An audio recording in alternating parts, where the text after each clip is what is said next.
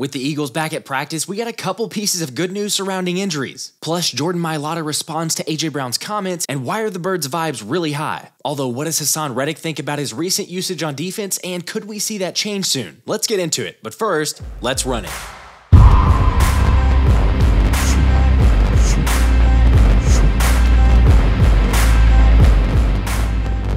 What's up, guys? In case anyone's new to the channel, I'm Josh and I cover the Birds. By the way, do me a favor and hit that like button, subscribe, and turn the notifications on because we're going to be doing a pretty sweet giveaway for the playoffs that you're not going to want to miss. Now, keeping with the positivity, the Eagles announced 6 guys going to the Pro Bowl in Jason Kelce, Haason Reddick, DeAndre Swift, Lane Johnson, AJ Brown, and Landon Dickerson. Which is obviously a great accomplishment, so congrats to him. Oh yeah, the Birds also ended up having 9 other Pro Bowl alternates, and don't get me wrong, I'm all for the recognition, but my favorite part was seeing the look on their faces after the nomination. Like, these dudes don't give a flying f***. As my guy Beef Chungus pointed out, not one smile from this team. We are back. It's Brittany, bitch.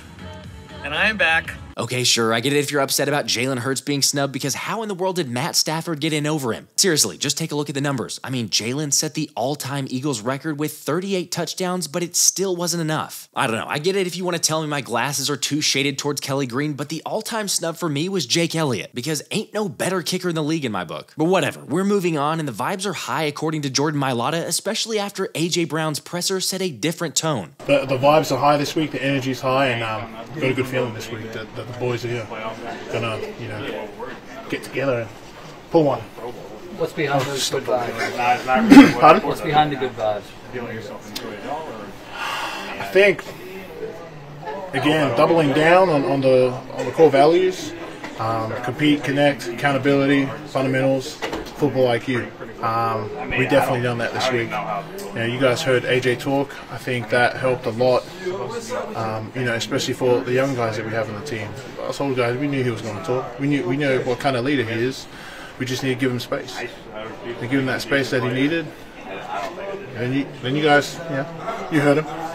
Alright, forgive me if I'm getting a little too positive here. And in an attempt to even things out, I can appreciate Jason Kelce keeping it real, saying, we gotta show it and who cares about what we say? Which, fine, he's got a point, because hopefully the fellas get used in the right way, unlike we've seen for more than a couple weeks. And sorry, I know this isn't gonna make you feel any better, but even guys who are no longer here are thriving, like Barnett, who's registered 2.5 sacks the last 3 weeks, while leading all edge rushers with 7 quarterback hits during the same span. What's happened to you? Okay, I'm not apologizing. I'm glad he's gone. Heck, so is my dude Patrick, who said, I'm all for holding the Eagles accountable for personnel mistakes, but we aren't doing a Barnett apology tour. He was here 6 years and had more accepted penalties, 26, than sacks, 21.5.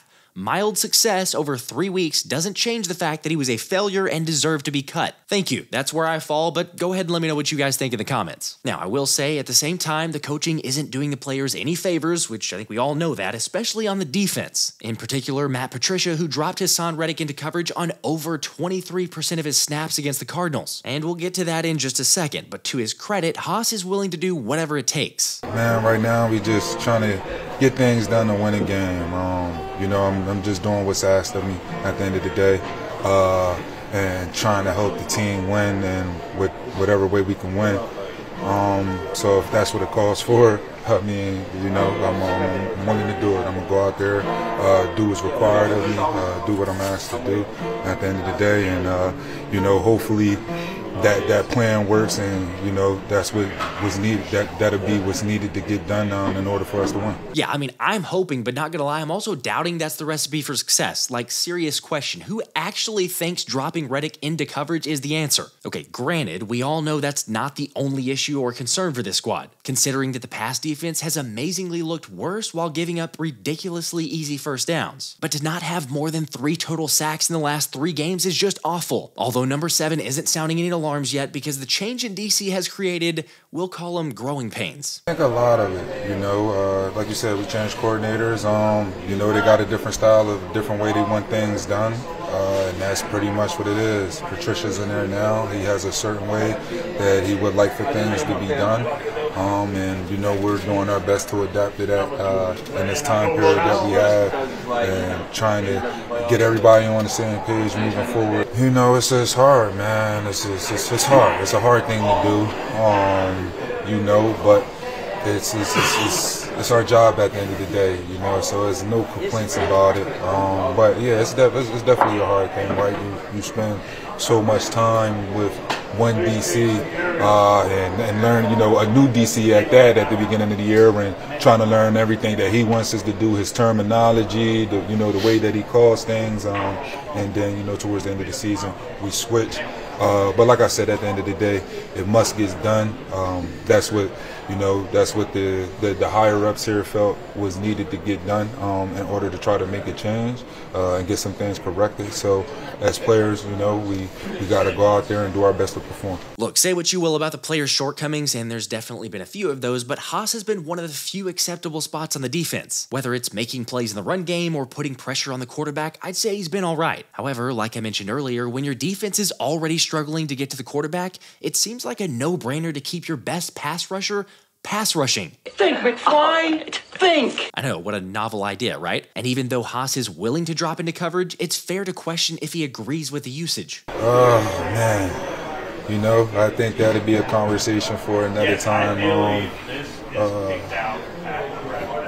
think it's a lot of things, you know, but like I said, man, I'm just trying to do what's asked of me right now, knowing what's in front of us, knowing that we have a short time, knowing that we have some things that we're trying to get fixed, or some things that we're trying to get some answers to, so that way we can go out there and be a better defense. So as of right now, man, I'm just, like I said, I'm just doing what's asked of me.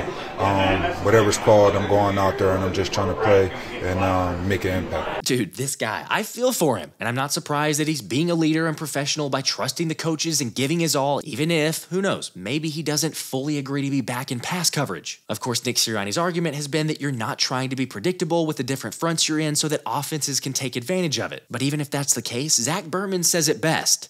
If Haason Reddick rushing the quarterback makes your front predictable, I'd rather be predictable than dropping an all-pro pass rusher into coverage. Yeah, I mean, it's like asking Kyle Schwarber to bunt, or, I don't know, Steph Curry to not shoot threes since, oh no, the defense will see it coming. Like, I know we say it every week, I just don't understand why we see time and time again a coaching staff so set on avoiding putting their players in the best position to succeed. Although, hang on, perhaps there's a silver lining since Patricia did suggest he learned from it. I'm always conscious of making sure that I get our guys that can rush to rush as much as we can, and sometimes the game dictates or the personnel packages dictate a little bit differently in those situations. Sometimes the hash can dictate a little bit on that too, you know, where the ball is lined up. I think that's where I can do a better job of understanding that maybe we got caught in a string of plays, and sometimes it happens, like if you're playing really long series, you know, sometimes it's easier to correct that stuff. If it's a quicker series, you come to the sideline, you're looking at it, you're like, okay, hey, we need to do more of this.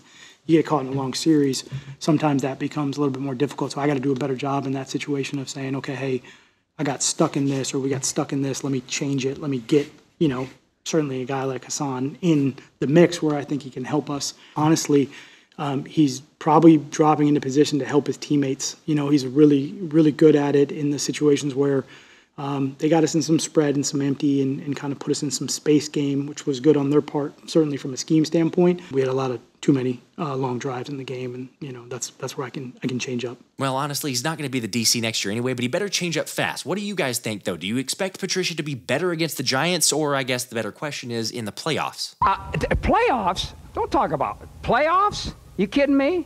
Playoffs? Now, at least the positive is that the mood does seem to be different with the vets bringing the energy in practice, and I think it's fair to say those good vibes Mailata was talking about are showing themselves. Plus, Darius Slay was seen back on the field in limited capacity, meaning he's most likely on track to return for the playoffs. And then, taking a look at the injury report, we had Zach Cunningham, Avonte, Maddox, and Haason Reddick all get in full practices after being uncertain earlier in the week. Obviously, yes, we can't forget about Smitty, who was a DNP, but I'm not too concerned considering the early reports of him seem to be moving well and in high spirits. So we'll continue to keep you posted. And just FYI, another reminder to come hang out during the watch party live stream of the Eagles game on Sunday. Who knows, we might even give something away. Also, I never get tired of saying this, but you guys are the best, so really appreciate all the support. This has been the Philly Special.